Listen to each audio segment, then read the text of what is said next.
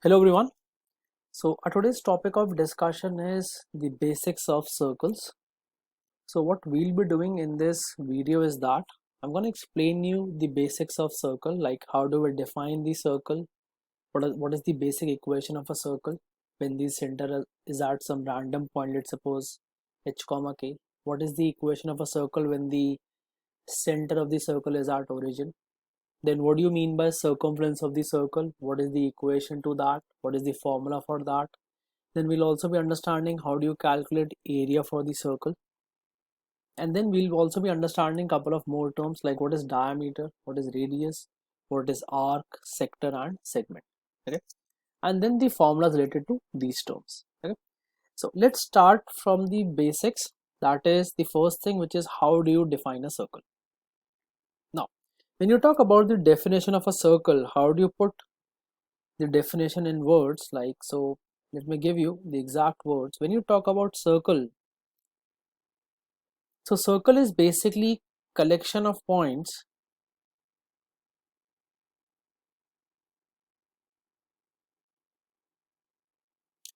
such that distance of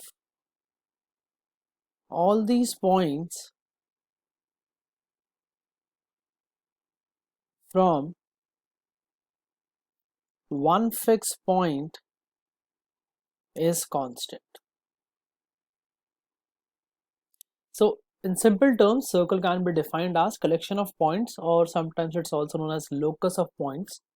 Collection of points or locus of points such that distance of all these points from one fixed point is constant. Now this fixed distance that we are talking about here, distance which is constant, this constant distance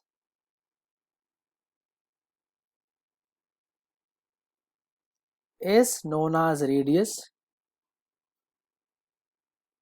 and the fixed point is known as center of the circle. Okay, so the constant distance is known as the radius and the fixed point is known as the center of the circle. So this is how we define. So basically what it means, what these three lines means is that, so you have a shape which is made up of like infinite points, and these infinite points are at a constant distance or are at a fixed distance from one fixed point. So for example, if you take a point somewhere here, let's call this point P1, and let's say the center has, let's say center is defined by this point O, or take another point P2, or take another point P3, take another point P4, and so on and so forth. So distances of all these points, if from one fixed point, is constant, and when you'll connect all these points, you'll get a shape which is known as circle. So this fixed point, this is known as your center, and this distance that you see, this is known as radius, or you can also call this is radius. This is how we define a circle. Okay, so radius is the distance between the center of the circle and any point which lies on the circumference of the circle, or basically any point which is part of the collection of the points. Okay, all right. Now what is diameter? You'll also come across another term, diameter. So diameter is nothing but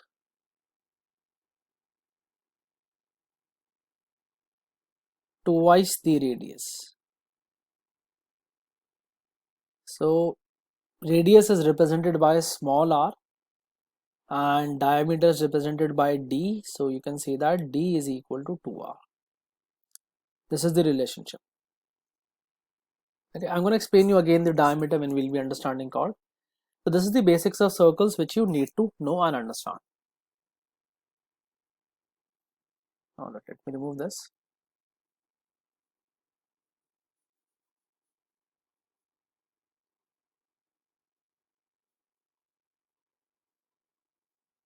Now we know how do we define a circle. Now we also need to understand like how what can be the basic equation for a circle. So let's see how we can define that. Before we go into defining this, there is some basic thing which you need to know. Now the proof of this formula we'll be understanding when we'll be doing coordinate geometry. Okay, so as of now you just need to remember this. If you have 2 points in an xy plane, let's say there is a point A which has some coordinates x1 comma y1, and there is another point, let's suppose B, which has coordinates x2 comma y2. And if you want to calculate distance between these points, so how do you do that? Distance between 2 points in a coordinate plane can be calculated as x2 minus x1 whole square plus y2 minus y1 whole square. If you want the proof for the same, so you can go on and look for my coordinate geometry video. In this, the very first thing that I'll be explaining once I'm done explaining the two axes is that how do you calculate the distance between 2 points. Anyways, as of now, simply remember this, that distance between the 2 points can be calculated as under root of x2 minus x1 square plus y2 minus y1 square. So what we are going to do is, let's do one thing. Let's consider the center points to be h comma k, and let's take any point. Let's consider P2 having coordinates x comma y.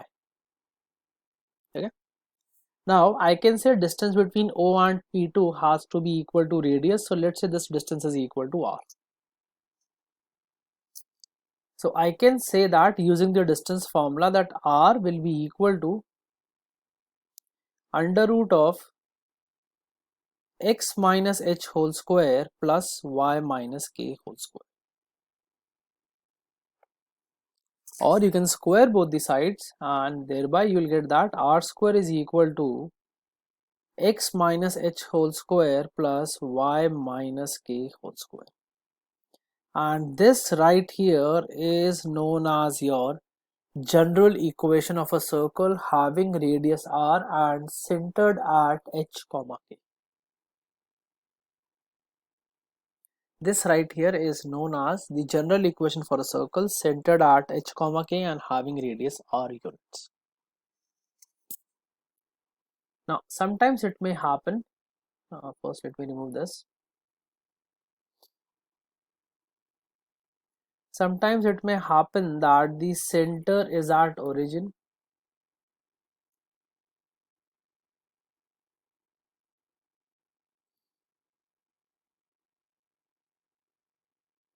So if center is at origin, then in that case h comma k is nothing but 0 comma 0, and your equation can be written as r square is equal to x square plus y square. So this is the first thing you need to remember. This is the second thing you need to remember. These are known as the general equations for a circle. So now we understand what is a circle, how we define the circle, and what is the general equation for a circle. These are the three basic parameters which you need to understand. Alright, now let's move on forward. Now the more basic things that we need to discuss is the basic terms which most of you would be aware of, that is the circumference of a circle and area of a circle. So what is a circumference and what is the area, or how do you calculate that? So when you talk about area, or sorry, let's start with circumference first. When you talk about circumference, circumference is length of this portion that you see, this length of this curved part, the length of this boundary that you see, this is known as circumference. Okay. Now if you have a circle having radius r, if you have a circle having radius r units, then circumference of a circle can be calculated as 2 pi r units, where pi is approximately equal to 22/7. Okay, remember that guys, pi is never equal to 22/7. It's just that for calculation's sake we take it to be 22/7.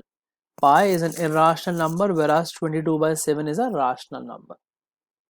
Pi is approximately equal to 22/7. Anyways, you don't have to go that deep in this. So anyways, what you need to remember is, if you want to calculate the circumference, that is equal to simply 2 pi r units.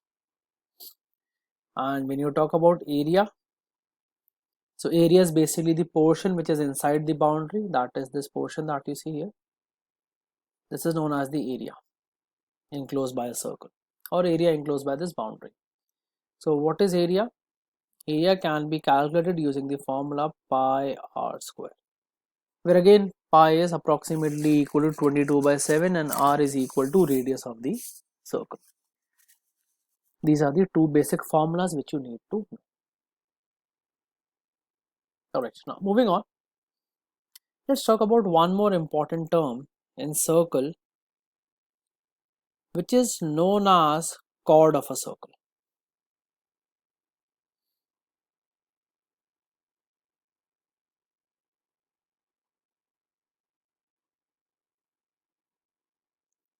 So what is a chord, or how do we define a chord?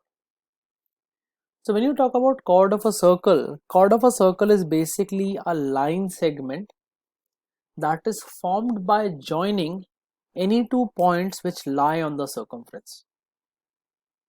What I mean to say is, take any two points which lie on the circumference. For example, you can take A and B. When you connect A to B, this will be a chord. Or for example, if you connect A with C, this is also a chord. Or you can connect A to D, this will also be a chord. So what is a chord? Chord is basically a line segment that is formed by joining any two points which lie on the circumference of the circle. Take any two points which lie on the circumference, connect them using a line segment. The line segment will be known as chord of a circle. Okay. Now, if in case a chord passes through the center of the circle, then that chord is known as diameter of the circle. So this is how you can define diameter also. So what is a diameter? It's a chord of a circle which passes through the center of the circle.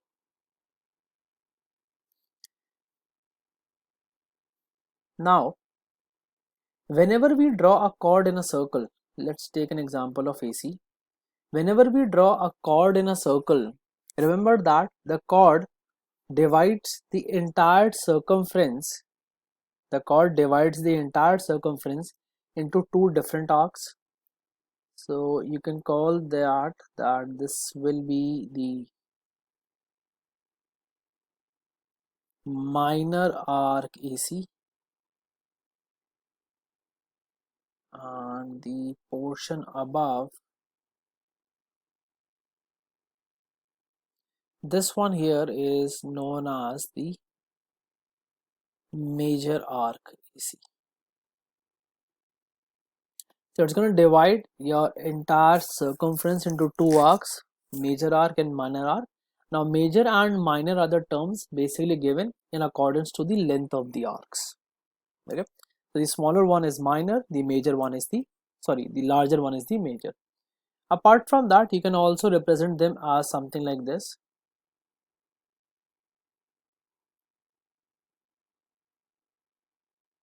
So this, whenever you put a small m, that stands for minor. Whenever you put a capital M, that stands for major. Whenever you write something whenever you write AC and on top of that you have something like an arc, so this means arc AC. So you have minor arc AC and major arc AC. This is basically what it means.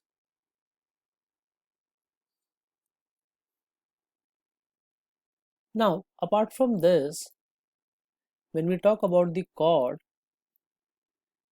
also divides your area into two segments. So for example, if I have this chord AB, so the area above it, I can call this as major segment, and the area below it can be called as minor segment. So again, major and minor is based upon the area that they are covering. Now, how do we calculate the segment and how do we calculate the arc? Now, before we go into that, let's just understand one more term, which is known as sector of a circle. Let's understand one more term, that is, what is sector of a circle? So if you draw a chord in a circle, and if you connect the end point of the chord with the center of the circle, let's call this O. So AB is the end point of the chords and you're connecting with the center of the circle. Then the area enclosed by the arc, that is this arc,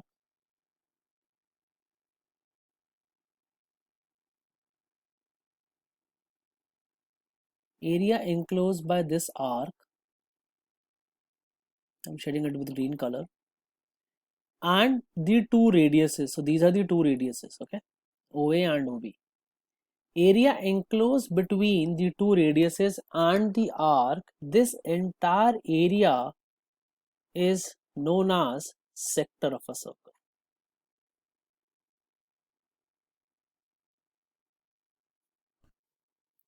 Alright, so moving on, this is how your major segments, minor segments and sector of a circle, major arc and minor arc basically look like, just to give you a visualization of all the three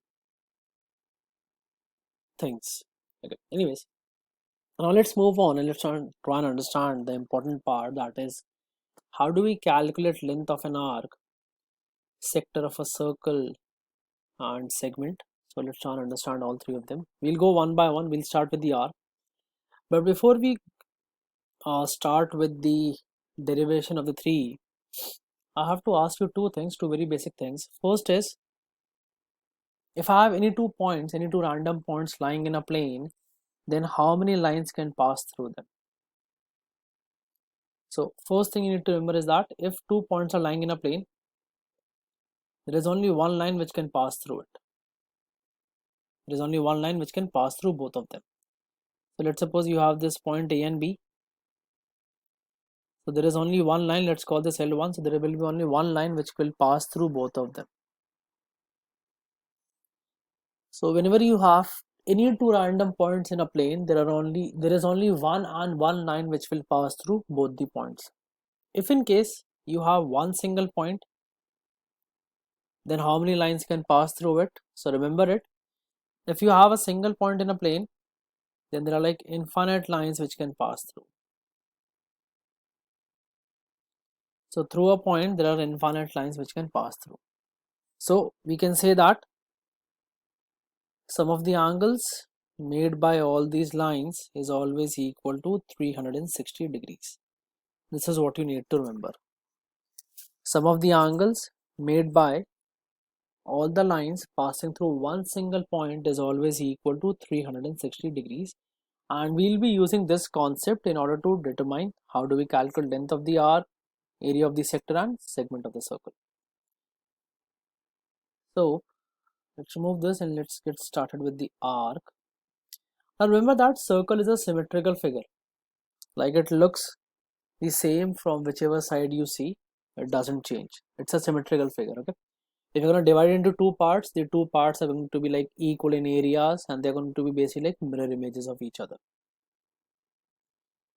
Alright, so we need to calculate length of the arc. So first of all, let's make an arc. So let me draw A and B. So we have this chord A and B. So I can say that the circumference, the part of the circumference below it, I'm going to call it as minor arc, and the portion of the circumference above it, I'm going to call it major arc. Let me connect the end point of the two chords with the center of the circle as something like this.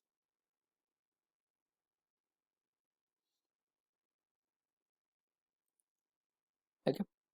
Now let's say the end point of the chords make an angle theta at the center of the circle. They make an angle theta at the center of the circle. Now since it's a point, let's call this O, so some of the angles around this point will be equal to 360 degrees. Some of the angles will be equal to 360 degrees. So I can say that for 360 degrees, the entire circumference is equal to 2 pi r.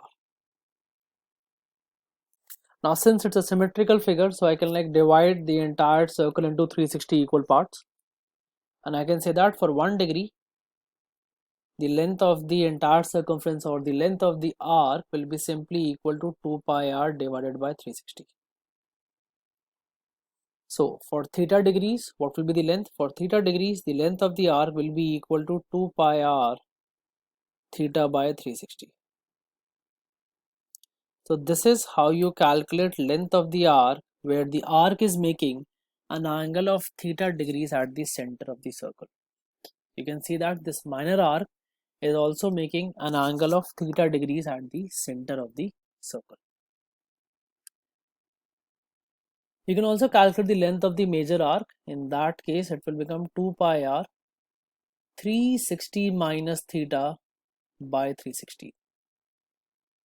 Because if the minor makes an angle of theta, then the remaining angle that we have, first let me remove this 360. And let me remove this O also. So this remaining angle will be equal to 360 minus theta. So this is how we calculate length of the arc. The formula is 2 pi r into theta divided by 360. So when we'll be solving the questions, so we'll be using all these formulas, so things will become things will basically become clearer to each one of you, okay? Anyways, let's move on to the next thing, that is sector of the circle. So let's remove all this.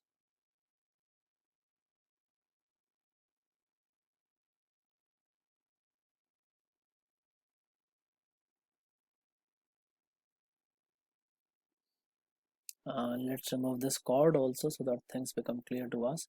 Now we need to calculate sector, so we need to calculate basically this area.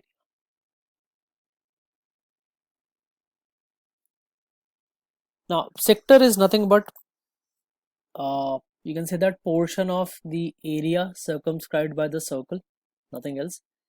So again, you know that for 360 degrees, the total area is equal to pi r square.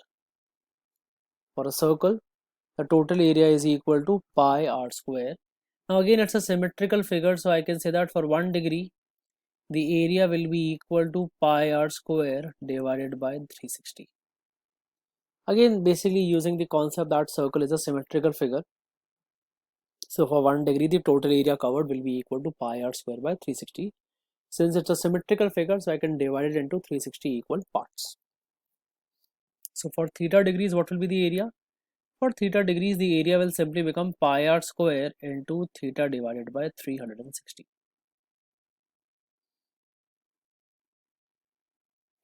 So how do you calculate area of a sector?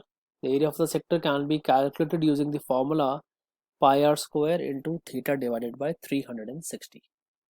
So basically the point here is that once you know the angle made by the chord or made by the end point of the arc with the center of the circle, then you can calculate the length of the arc. You can also calculate area of the sector.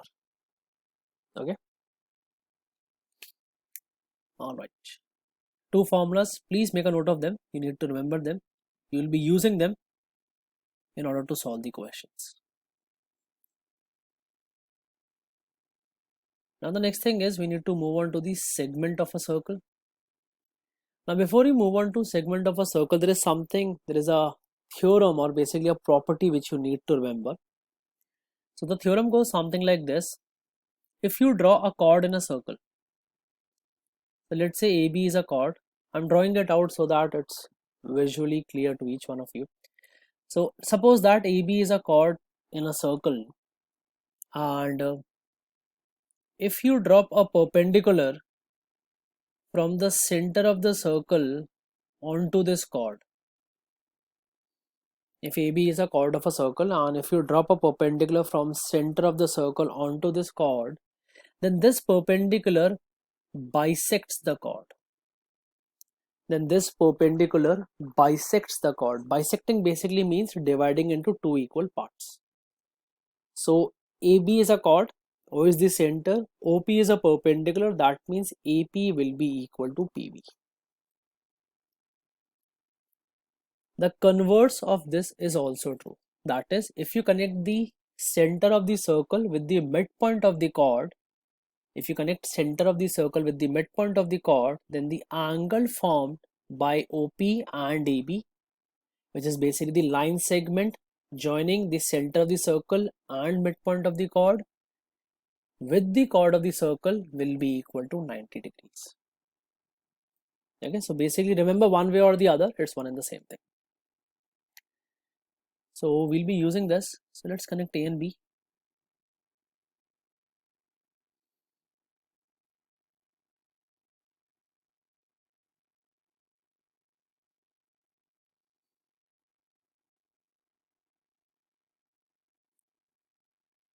Okay, so we need to calculate the segment, and let me remind you once more, what is segment? We need to calculate this area. Okay, this is what we need to do. The shaded one, the one shaded with black color. So what you need to remember is that if in order to do that, we'll be calculating the area of the entire sector and then subtracting the area of the triangle. Which triangle? This triangle OAB. Let me bring down now this triangle OAB. Now everyone knows how to calculate area of the triangle, that is half into base into height. So that is what we need to do. Now we already know, let me remove this first. We already know that area of a sector, we just calculated that will be equal to pi r square into theta by 360. I just need to evaluate the area of this triangle. So what I'm going to do is I'm going to drop a perpendicular. Now remember that perpendiculars also act as a height. Okay, and this here is my radius. What I know is that the angle formed at the center of the circle is equal to theta degrees. Okay, so this entire angle AOB is equal to theta degrees. Let me write it here for you. Entire angle is equal to theta degrees. Now there is a property in a triangle. We'll be discussing these properties when we'll be dealing with triangles. Okay, so as of now, just remember this one small thing.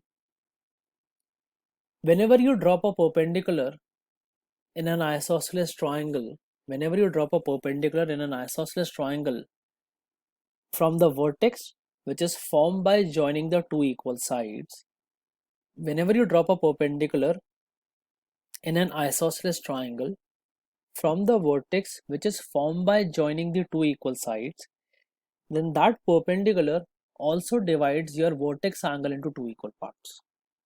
So what I mean to say is that if you'll observe here, AO and BO are equal in length and triangle AOB is an isosceles triangle.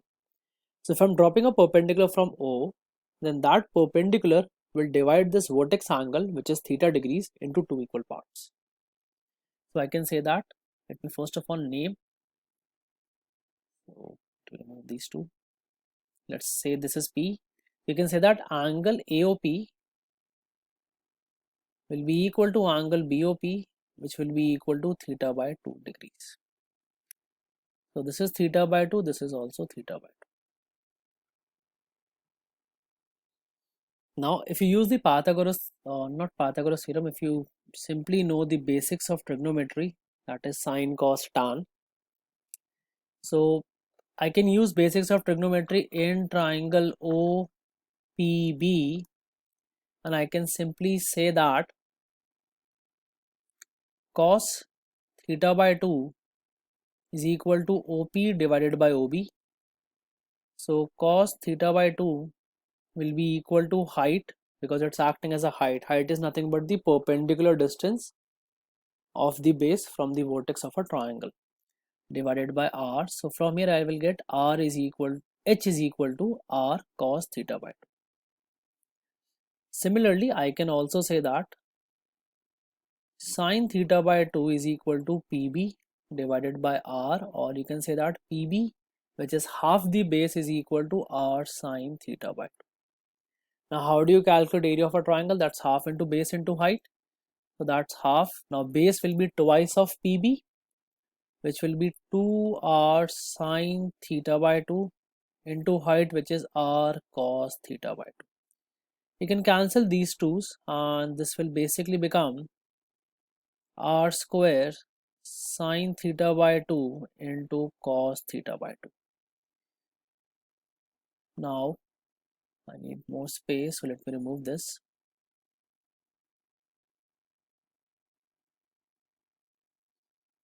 If you know the angle, you can solve this, or we can also change this. Now you need to know this basic trigonometric property that 2 sin theta cos theta is equal to sin 2 theta.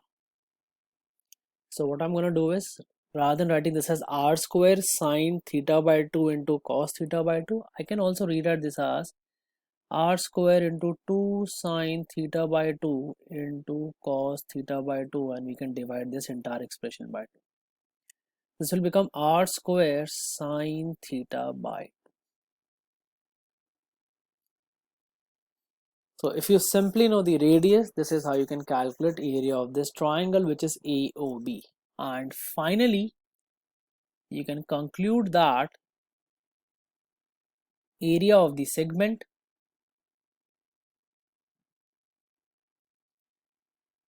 so I can say that area of segment is equal to pi r square into theta by 360